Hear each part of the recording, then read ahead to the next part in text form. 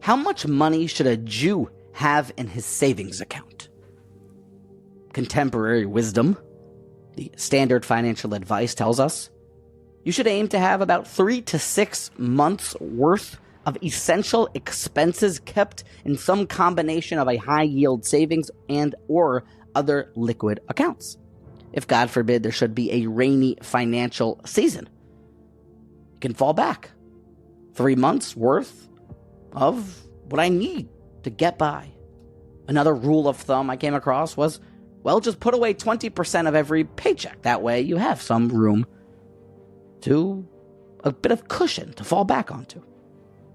But today I'd like to present to you a different approach to a Jewish person's savings accounts. And it's novel, it's different, maybe even radical, but it's not for me. It's from Rebbe Lazar Hamodoy, as cited in the Mechilta. We learned just last week that while we're traveling in the wilderness and we're hungry, we're looking for some parnasa, we need to make ends meet. We go to Moshe, who goes to God, and God answers that I will parachute magical manna down from the sky. Vayomer Hashem el Moshe hineni mamtir lochem lechem min hashamayim. V'yatza ha'am, and when are we to collect our parnasa? When are we to go to the grocery store? We put on our bathrobes, put our newspaper underneath our arm, and slip on our Ugg slippers, and walk outside v'laktu devar yom b'yomo to collect our paycheck each and every single day. Then manna would show up. Rashi comments, based on the pasuk, very precisely stating that devar yom b'yomo, that we collect our parnasa every single day. Says Rashi, yilkatu b'yomo, collect today for today, velo hayom litzorach machar, but do not collect today for future needs, for tomorrow's needs. Savings should not be taken. Stockpiling of the manna should not be done. Rashbam actually echoes this point and tells us exactly, precisely, how much one could take inside to meet his needs for today and no more.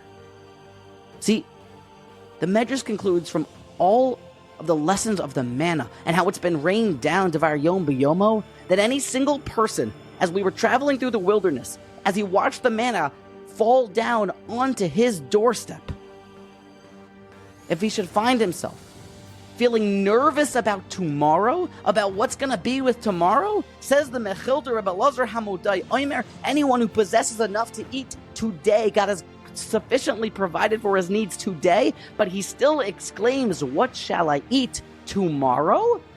With some nerves in his belly.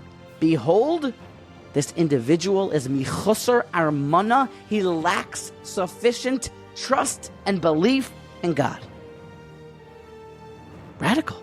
If you have enough for today, you have sufficiently been taken care of. You're to trust in God, we learn in the wilderness. The point of life, really, to learn how are you going to perform under pressure when you have all of your needs met. You truly do. But tomorrow, you're a bit unsure of. That's where God and your faith in God should kick in. And it's not to say that anyone who has $60,000 to $70,000 to $80,000 in savings is doing something wrong. No, kol hakavod, mazel tov. You have the ability to take larger risks, to give more away. You have the ability to, it's probably even healthy and financially smart and sound, and probably would be encouraged by a lot of smart, holy rabbis. But you shouldn't get carried away in the fact that when you have a lot, Shlomo HaMelech says, Pen espa v'chichashti v'yomarti mi Hashem. A person can feel satisfied, self-sufficient, and then he can say, who's God? I don't have to cry to him for more because I have my savings to rely upon.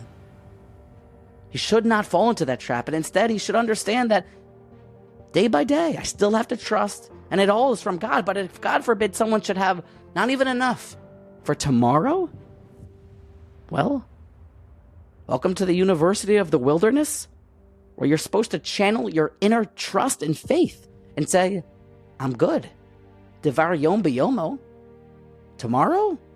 We'll deal with that tomorrow, and God will probably parachute more magical manna down from the heavens or up from the ground tomorrow.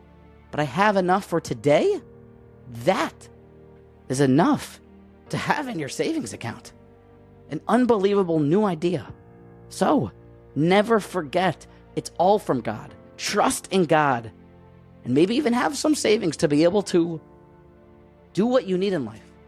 But don't you dare ever, God forbid, get caught up in the money, forget God, or even feel a little bit lacking faith and uneasy if you don't have for tomorrow, God forbid. Because that's kind of the point, that you should take what you need for today and then learn to trust in the Almighty for tomorrow.